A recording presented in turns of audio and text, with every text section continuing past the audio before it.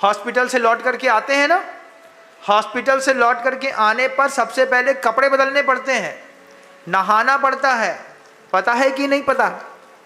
नहीं पता महाराज, आप पहली बार बता रहे, हम पहली बार बता रहे, तो आप सुनो, पूरी दुनिया के लोगों को पता होना चाहिए कि हॉस्पिटल में अगर आपने कोई बेड छू लिया है, हॉस्पिटल में स्ट्रेचर छू लिया है, हॉस्पिटल में जाकर के किसी का तकिया चद्दर छू लिया है, हॉस्पिटल का कोई इंस्ट्रूमेंट छू लिया है, तो लौट करके आकर के कपड़े बदलना पड़ते हैं, नहाना पड़ता है, उसके बाद घर में प्रवेश करना पड़ता है।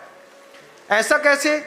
क्योंकि उसी स्ट्रेचर पर, जिस स्ट्रेचर पर हॉस्पिटल में आपको चावल दिया जाता है, ब्रेड दी जाती है, जब कोई मर जाता है ना, तो उसी स्ट्रेचर पर उस मुर्दे को रख देते हैं, उसी से उस स्ट्रेचर से बाहर मुर्दे को ले जा करके गाड़ी में रख देते हैं। तो यहाँ पर वहाँ पर सब छुआछूत मची रहती है, पूरे में वायरस वाला प्रोग्राम रहता है, अशुद्धि वाला प्रोग्राम रहता है। इसलिए बाहरी निमित्त अशुद्ध होने के कारण उसकी शुचिता के लिए जब आप हॉस्पिटल से बाहर वापस घर आते हैं, बच्चा भी अपना देख करके आ गए, उस वातावरण में रह करके आ गए, तो पहले कपड़ा बदलो, नहाओ, हाथ पैर धो, उसके बाद आप घर के अंदर आकर के भोजन करो। इतनी पवित्रता जैन शासन की हर चीज पे, और सिर्फ हॉस्पिटल के साथ ही नहीं, ट्रेन में के साथ भी होता है। ट्रेन में भी अगर सफ़र करके आते हैं तो ट्रेन में सफ़र करके आते साथ ही ऐसा नहीं कि चौके में घुसे और भोजन कर लिया, पहले महिला बता देती है पहले कपड़ा बदल लो, फिर हम थाली लगा दे रहे हैं। तो पूरा कपड़ा बाथरूम में जाता है, पूरा कपड़ा बदलता है, फिर आता है आराम से, हल्का सा एक पैजामा पहन लेगा, हाँ थाली लगा दो भैया, अब ले लीजिए। और वहीं पर बाल्टी में पूरे कपड़े गीले करने पड़ते हैं। ये हमारे जैनियों के यहाँ की ज़बरदस्त व्यवस्था है। यही बात दुकान से घर आने पर होती है। दुकान में 7 जात का आदमी आपके यहाँ सामान लेने आता है। पहले तो जब छोटे थे तब हमने देखा कि मान लो कोई निम्न कार्य करने वाले लोग सामान खरीदने आते थे तो उसको फेंक करके सामान ऐसे ही दे देते थे, पन्नी में बांध करके ऐसा दूर से फेंक दिया, वहीं के वहीं उसने उठाया और चले गए। लेकिन भी जमाना धीरे धीरे बदल गया, उनके पैसों को हाथ नहीं लगाते थे। ऐसा भी देखा हमने, अगर मान लो उन्होंने कागज दे दिया है तो उस कागज के नोट पर हाथ नहीं लगाते थे, तो उनसे सिक्का ले लेते थे, वहीं रख दो डोलची में सिक्का रख दिया, बाद में उसी सिक्के को वहीं के वहीं बाहर कर दिया। आज ऐसा कर दें तो जातिवाद का केस हो जाए। लेकिन आज क्या होता है, दुकान में बैठने के बाद जब आपको पता है कि 7 जात का आदमी आपके पास आता है, हाथ मिलाता है, मिलता है, जुलता है, कई बार आप गले मिल लेते हैं, है ना, अब अच्छा कपड़ा पहना है, गले मिल लिया, लेकिन बाहरी निमित्त तो गड़बड़ है ना। मांसाहारी व्यक्ति होगा, नीच कर्म करने वाला होगा, कोई कसाई आ गया, कोई कुछ आ गया, दुकान में किसी का आना रोक नहीं सकते आप, गद्दी में चढ़ने में उसको रोक नहीं सकते।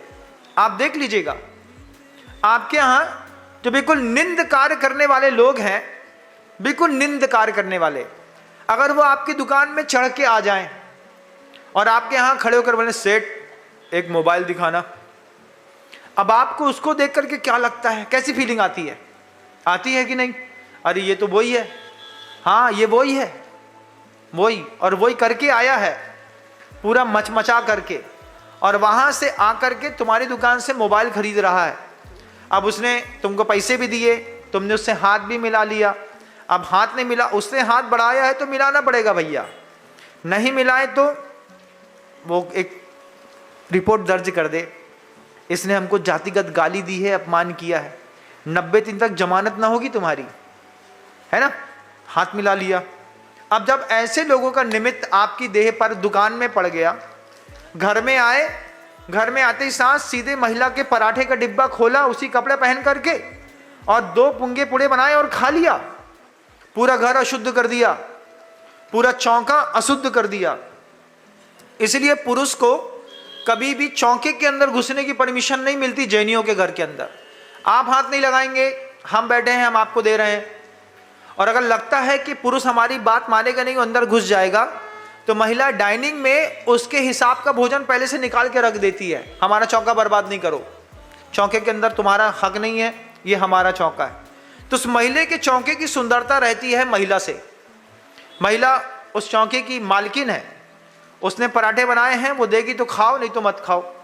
लेकिन अगर आप दुकान से लौट करके आए हैं तो सबसे पहला वही कर्तव्य बनता है कि पहले वस्त्र बदलने पड़ते हैं। वस्त्र बदल करके फिर आप महिला से डिमांड करिए, आप मांगिए उससे कुछ दे दो खाने को, तो वो कह देगी हाँ आपके लिए निकाल के रख दिया है, वहाँ पे सेव भी रखा है, एप्पल भी रखे हुए हैं, नमकीन भी रखा है, आपके लिए 4 पराठे भी रखे हैं, टमाटर की सब्जी भी रख दी है, उठा लो खा लो, तब तो ठीक है। लेकिन उससे पुणे पीछा अगर आपने उठाया, पूरा का पूरा चौका खराब हो जाता है। बाह निमित्त हेतु गुणदोष सूतेर, इससे गुण की और दोष की दोनों की उत्पत्ति होती है। और यही तरीके के जब उपक्रम छोटा छोटा करके घूमता रहता है तो छोटी जात में होने वाले जो रोग हैं वो बड़ी जात के रोगों को भी हो जाते हैं। इन सब के बीच में हमारे यहाँ जो विज्ञान था, एक शील्ड बनाने का, यहाँ से ज़्यादा तक ये नहीं आएंगे, इससे ज़्यादा ये नहीं आएंगे, इससे ज़्यादा ये नहीं आएंगे, आज वो विज्ञान माता पिता ने घर के अंदर बताया नहीं। बच्चे को माता पिता दुकान में घर में बैठ करके बता देते हैं 5th क्लास से, हल्के लोगों के साथ नहीं घूमना। माता पिता बच्चे के दोस्तों पर नज़र रखते हैं, किस जात के बच्चे के साथ उठता है, बैठता है, घूमता है, जाता है। अब जब आदमी टीनेजर्स का होता है, बढ़ रहा होता है ना, तो आप भी बढ़ रहे होंगे कभी ना कभी, मैं भी बढ़ रहा था कभी ना कभी, तो 7 जात के आदमी के साथ मिल लेता है, उठ लेता है, बैठ लेता है, गाड़ी में घूम लेता है, खा लेता है, पी लेता है। अभी हम 17 में थे, तो जब ठंडी में सुबह सुबह जंगल के लिए निकलते थे तो वहाँ पर 7 जात का आदमी टी स्टॉल पर आकर के खड़ा हो जाता था। वहीं पर एक टीका चंदनधारी ब्राह्मण आ गया हमारे आते आते, और थार में आया, थार में उतरा, टीका भी लगा था, उसके बाल भी बड़े लंबे चौड़े थे, दूर से दिख रहा था दादा आदमी भी है लेकिन ब्राह्मण भी है। हमने उसको धीरे से अपने साथ बुला लिया, हमने कहा थोड़ा चलो हमारे साथ।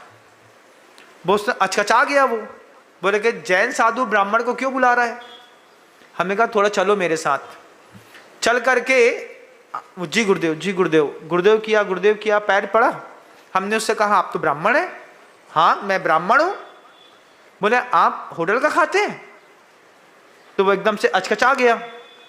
फिर हमने उसको दृश्य दिखाया, हमने उसको दिखाया एक महिला जो भीख मांगती थी, भिखमंगन थी, वो अपने उसमें से पैसे इकट्ठे करके उसी चाय वाले की दुकान से चाय पी रही थी।